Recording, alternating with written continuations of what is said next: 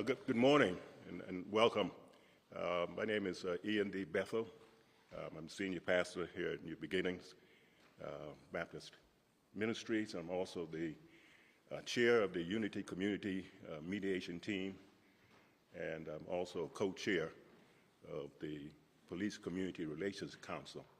The Police Community Relations Council is an outgrowth of the Memorandum of Understanding that was signed by the community and many of our organizations who are part of the UMCT, and also the Minneapolis Police Department and the city of Minneapolis. We're here today to show our community that we are in compliance with the MOU.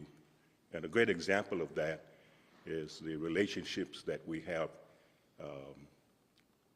had for over 4 years in this community. And so we're grateful today to be able to come and to show our community that we don't compete.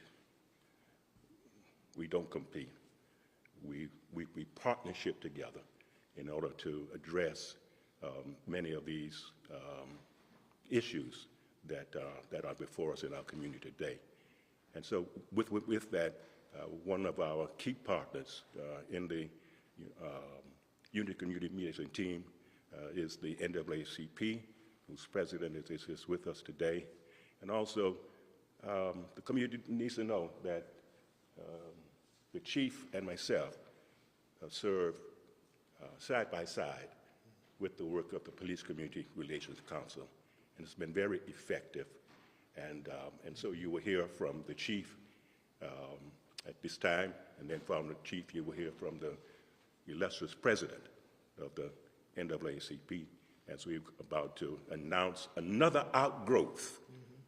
I said another outgrowth, and that's important, another outgrowth of us being in compliance and us being accountable to the community and us being transparent with the work of the Memorandum of Understanding. Chief.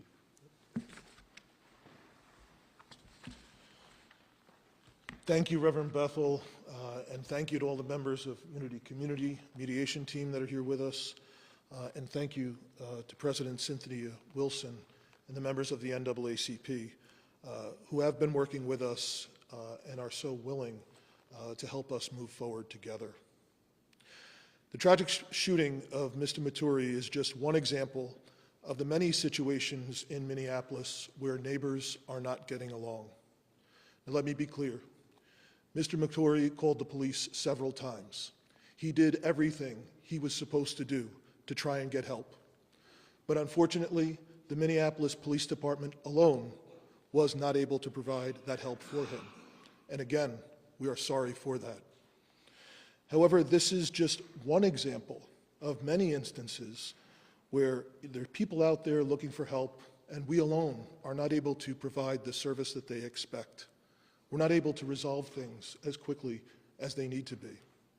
In the context of neighbor-to-neighbor disputes, tenant disputes, I just want to provide the reality of the situation. Year to date, there have been over 2,000 calls for service related to neighbor-to-neighbor disputes or tenant disputes. That's an average of about 45 calls a week. And now every situation is different. Each has its own individual dynamics, but many of them have the potential to escalate. And all of them are difficult for police to deal with, particularly those that are civil and do not rise to the level of criminal issues or violence. We don't always have clear-cut probable cause that we oftentimes need in order to make an arrest.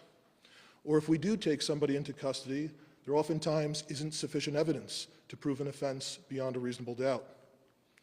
The suspects are then returned into the community to the same situation, and now the dispute is often even more heated. As the police, we want to do everything we possibly can to prevent those relationships from reaching a breaking point. That's the point of the partnership that we are announcing today. As Reverend Bethel said, it is a natural outgrowth of the work we've been doing with the Unity Community Mediation Team, as well as the NAACP. And the NAACP has expertise in this area, providing mediation services. What the program will look like exactly is still being worked on. But I do know that the MPD has already begun pulling data from our crime analysts to determine how many ongoing disputes exist across the city and identify those repeat locations, those repeat victims, repeat offenders, and identify those most likely to escalate and become potentially dangerous. We will continue to work very closely with the NAACP, with our crime prevention specialists, with our community navigators, with our mental health experts and our embedded social workers, all who are working on these cases every day as we try and prioritize which cases to work on and decide the best course of action. I want to stress again that we are in the early stages of developing this program, but we are collectively very excited about its potential to bring peaceful resolutions to these common conflicts. We welcome and thank the NAACP and the Unity Community Mediation Team for their willingness to provide help to our officers.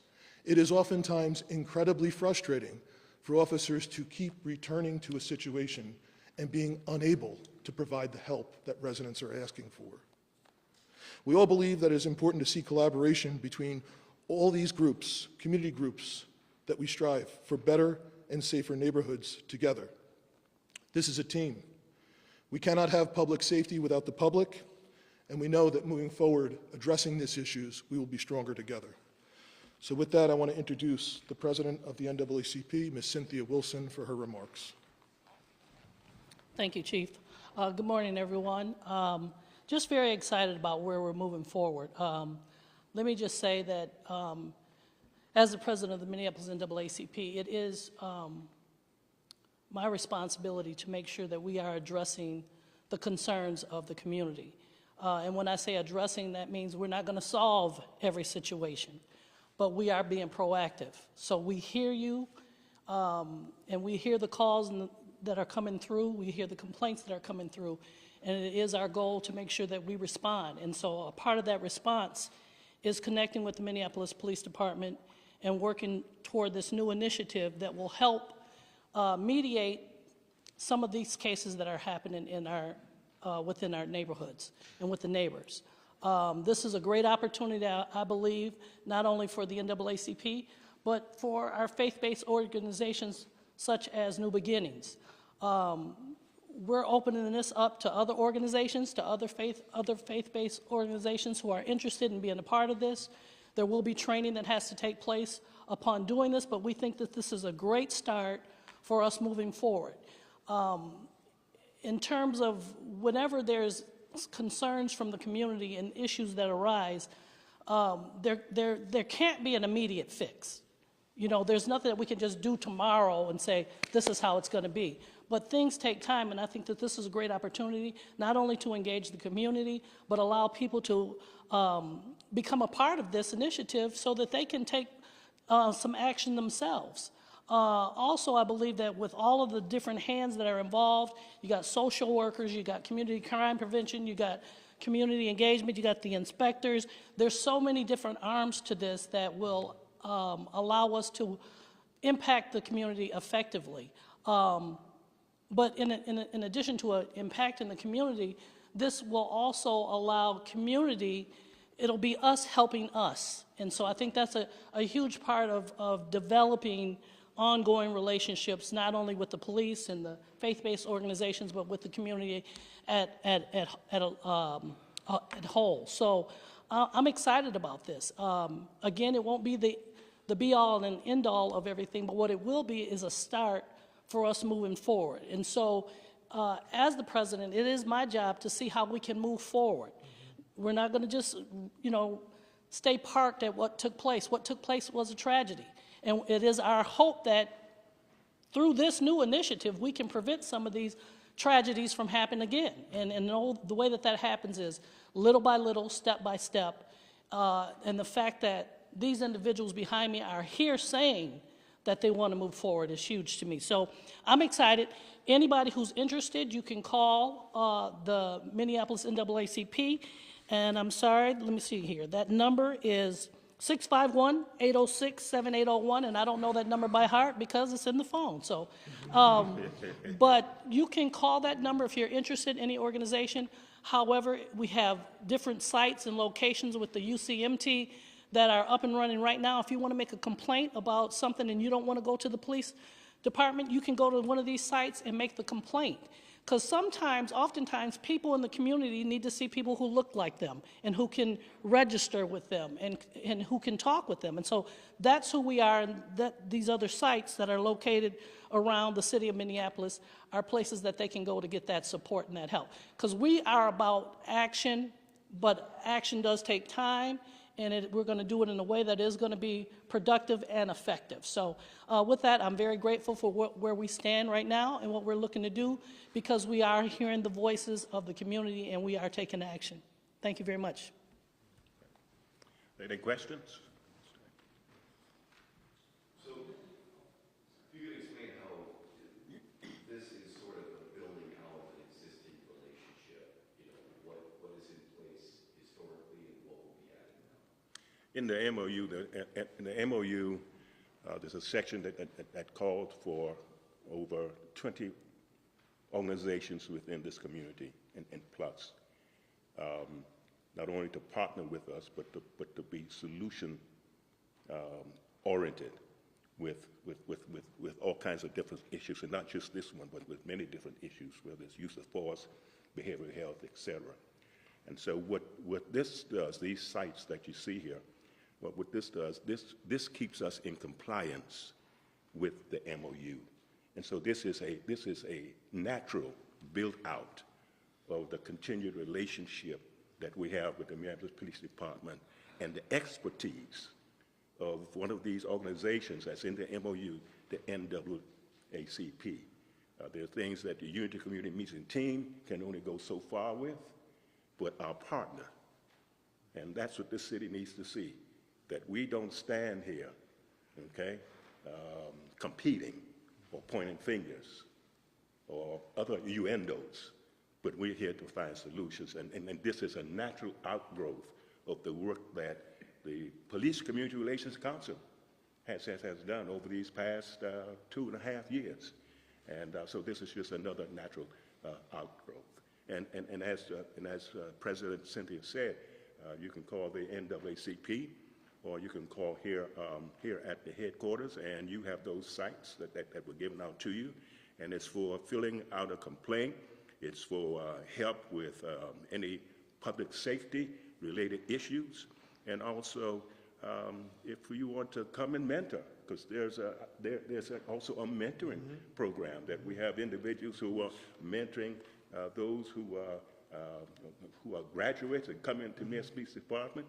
And so we're calling on the entire community to come and be a part of that. Yeah, and I guess I would just add that this is a community effort, and we're asking whosoever will, but whoever is coming, you will have to be trained, you will be vetted to make sure that you know what it takes to do the mentoring that's necessary with these neighbors. I also want to just stress and really stress that this is not an overnight fix. This is not to say that we're going to get out here and we're going to save the world.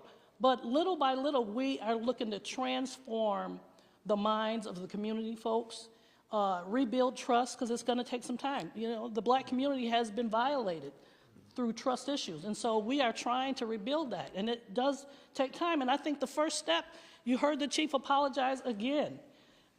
Is that going to take away the pain that Mr. Maturi and his family and the community felt? Probably not, but it's a start for him to acknowledge that, yes, he did all the things that were necessary, and we failed him. But how do we get over that hurdle and move forward? And this is a great start. So for me, when you apologize, not only do you apologize, but you say, hey, how can we get this right? And getting it right, I have to express that it's not going to be overnight. Something might happen tomorrow. Something might happen tonight. But we are working toward making things better. And so this is a great start. And so I'm very pleased with it. And I'm looking forward to what could come out of this. This could maybe be an extension to something else, you know. Maybe it could be an extension to, you know, counseling couples where they're sent out for couple disputes or, you know, we don't know how far or what, where this can go, but we're excited about where it's starting. And with all of these people behind me, I think it's a great start. So what's new is the organization of these community sites and the hours and the call to potentially even add more of those? I'm sorry, I can't hear. So what's being announced is, I just want to make sure to clarify, is what's new is these community sites and the set hours and the organization of that and then the call to bring in more of these sites and Al. Okay. And yes, these sites are going to be available so that citizens can feel more comfortable calling, for instance, the headquarters. And the lead person, the lead organization is the NAACP on this outgrowth of this program that's being developed. And so we are saying to the community, call these sites. Some people don't want to call the police department. And then, you know, let's be real, they're down in numbers. And if you dial, you know, 911, you know, they ain't going to show up right in 5 minutes like they used to. But however, you contact the NAACP, and someone will come and will assist you and navigate you with the process of the Minneapolis Police Department. And most of this stuff is civil issues anyhow. Yeah. Okay? And let me just address, when he says that you call us and we're going to come, now listen, we are not the police and we're not taking the place of the police. We are a neighborhood organization who are ran by volunteers. We don't even get paid. That's right. Right? So let me preface that we don't get paid. So if there's an organization out there who has funding to help support us, we would love that. But we don't get paid. We're volunteers. And we're volunteering our time for the love of the community. So we get hits, we take punches, but we're all volunteers. So if there's somebody else who's looking to volunteer and come and put on the shoes and go out here and mediate for the sake of their neighbors and their neighborhoods, then let's do that. And I think some people may enjoy doing some of this stuff, because what it really is, it's talking, it's listening, it's humanity. It's showing respect for the other person, right? And so upon doing that, I think we're able to navigate some of these disputes and some of these concerns and issues that are there that will help benefit our community. And really give our police an opportunity to go handle some other stuff that needs to be handled. So that's really the intent, is to alleviate some of the strain on the police officers, and where we can help as community and neighborhood organizations, we're going to go do that. Chief, you said that you're still working out some of the finer details. Where are the things that what still does need to be worked on? Because it seems like if you're now opening up these 9 sites or whatnot, it sounds like a good start. Where do you, Sure. I guess, what are the next steps after this Sure. that you still want to see come to fruition? Just to be clear, Reverend Bethel, Unity Community have been working on these sites at least 2 years now. about 2 At least 2 years. So this has been in the works. The Rev has mentioned a couple times the memorandum of agreement that exists between the MPD and the Unity Community Mediation Team, which is made up of several different community-based organizations, including the NAACP. And in terms of this being an outgroup, I'll give you another example that Rev mentioned earlier. Came to Rev last year and said, our new officers need to be connected better to the community from the minute they're in training, before they even hit the street.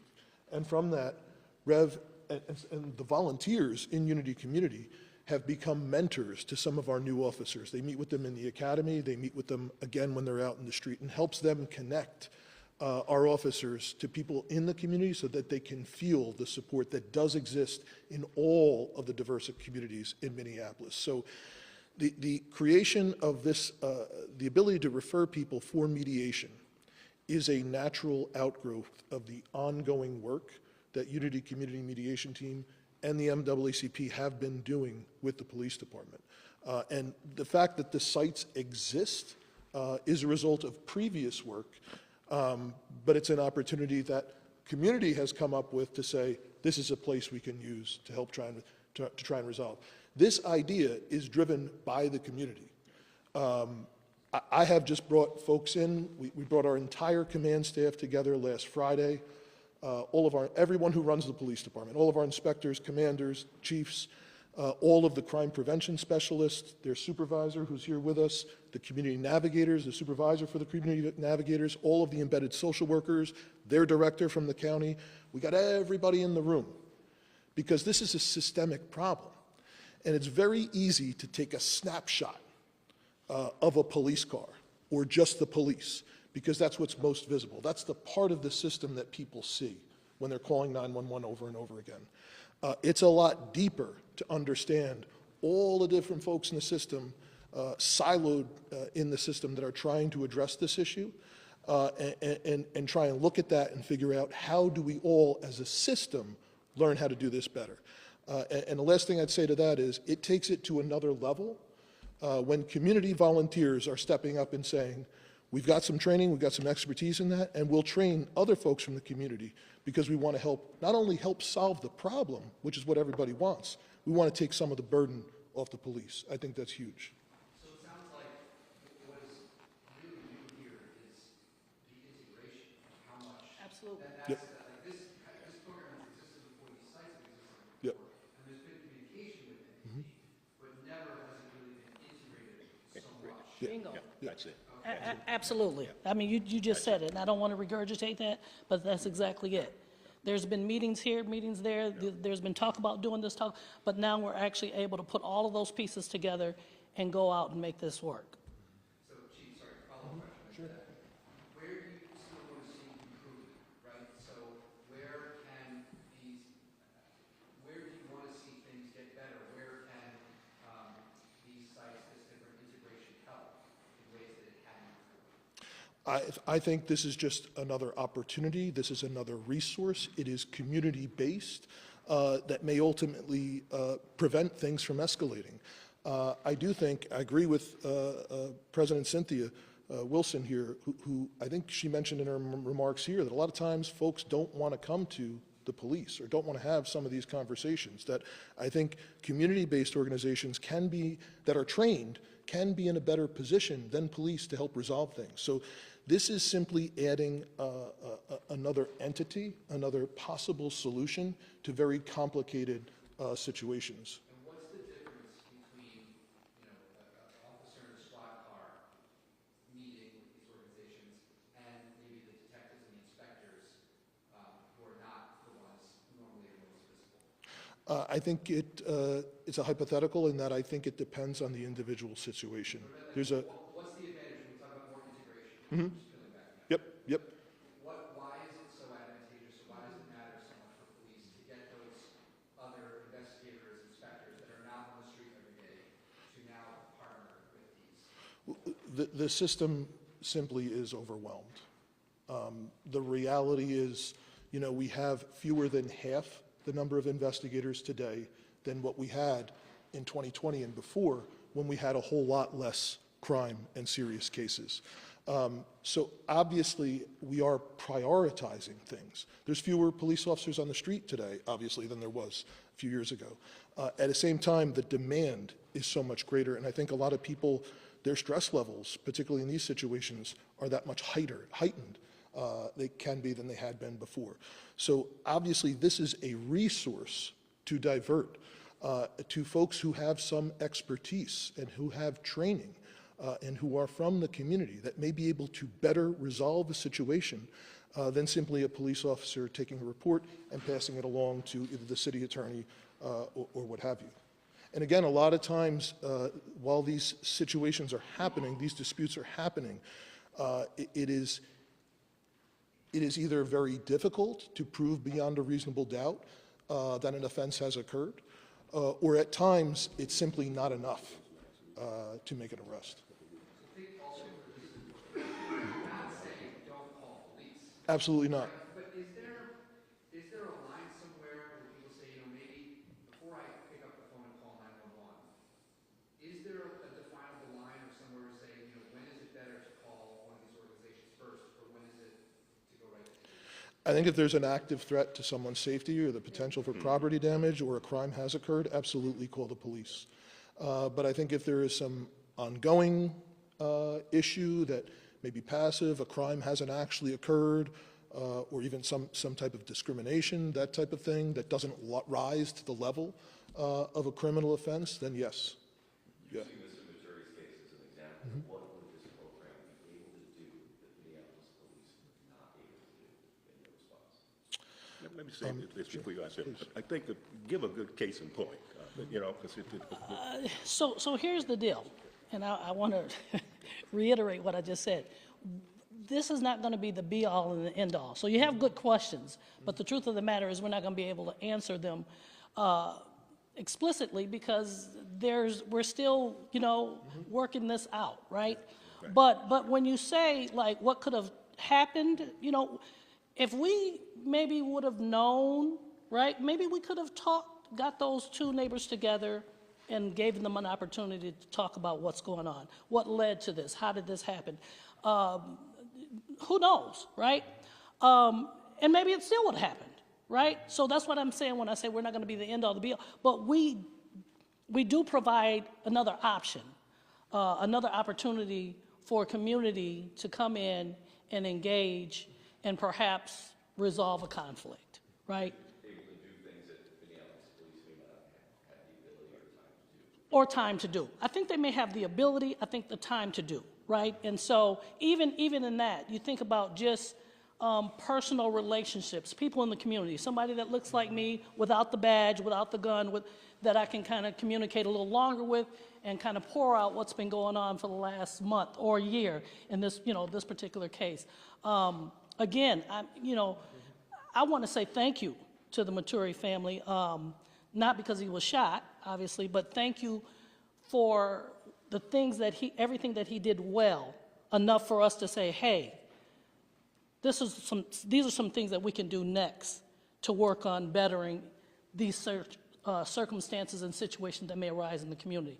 And just to let you know, when we met last time in our press conference at our office, we received a call from a neighbor who had an ongoing issue for, I think, a couple of years, and asked if we would come and mediate. So we're in the process of working with her to mediate with her and her neighbor.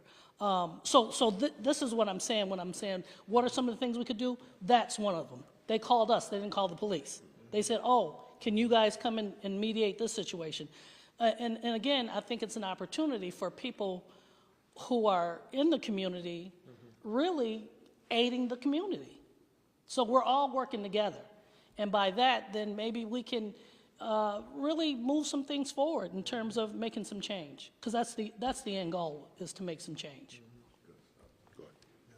Someone does call police and it's decided that it's maybe not a criminal matter, maybe more civil. Would that case then be maybe referred to one of these organizations that actually might work with? That's the goal. But again, it is an overwhelming volume, so that's why we're going through the data. Again, it's been over 2,000 calls related to this so far year to date. That's why we're going to be driven by the data and in conversation with the different entities that are involved every single day, crime prevention specialists, community navigators, social workers, and bring, that, kind of qualitative knowledge that doesn't exist on an Excel spreadsheet and help inform what's best, as well as making sure our officers, once we get this flushed out, our officers are all aware that this is a potential resource that they may be able to suggest to folks when they're on a scene. And can I just add one more thing? I forgot, and I might be talking too much. We also talked about the potential of the ride-alongs that are currently happening, but we want to go back to the old-fashioned ride-alongs where the officers are providing information, providing how the process works on certain calls, so that the community is aware, because I think right off the top, the community may not understand the process of how things work. So if I call the police, I'm calling you and I need you to do something, but the police might be saying, well, this is civil and I'm not really able to do that. But I don't want to hear that. What I want is I made a call and I need you to do something now. And so now may not be the right opportunity or what the process is. And so I think giving the community an understanding of what that looks like, we've all had experiences, and if you haven't, you probably will, had an experience where you had to call the police, and the police said, okay, well, we're not able to do this, but what we are able to do is this. So that's what will be happening. Okay, we're not able to do this, but we have a number that we can call and we can get some people to come over here and help with this situation. Because that's ultimately what the person wants, right? Yes. They want to hear that we have some type of support as opposed to, oh, we can't do that, right? So now that takes me from 0 to 100 because I called you out here to do something and you're not going to do it, so who's going to do it? Am I going to have to do it myself? Well, now you have some options. So that's kind of where this is. This initiative is to create and bring about more options so that people in the community feel comfortable to just regurgitate whatever it is that's going on in a safe environment that they feel comfortable and welcoming. Okay. We'll sum this up just by saying this again and reminding us and getting the word out to citizens in our community that this is an outgrowth of the Memorandum of Understanding. This is the Minneapolis Police Department being accountable for what is demanded in the Memorandum of Understanding, and this is also the community. We are also being accountable with the demands of the Memorandum of Understanding. And so with that, we want to thank you, and then thank you, Chief, for all the work that we do together. Cynthia, thank you here. Okay, thank you so much. Thank you. Is there anything you're able to say about the status of the stage you opened up into the department's status? Just that it continues to be ongoing, and almost each day, we're learning things that we weren't aware of before. It's a complicated issue. It's been going on for quite some time, and there were multiple facets of the system that were involved here. When you received the mediation program started, as in like when you referred people? I'm sorry. You're already doing mediation. Say it one more time.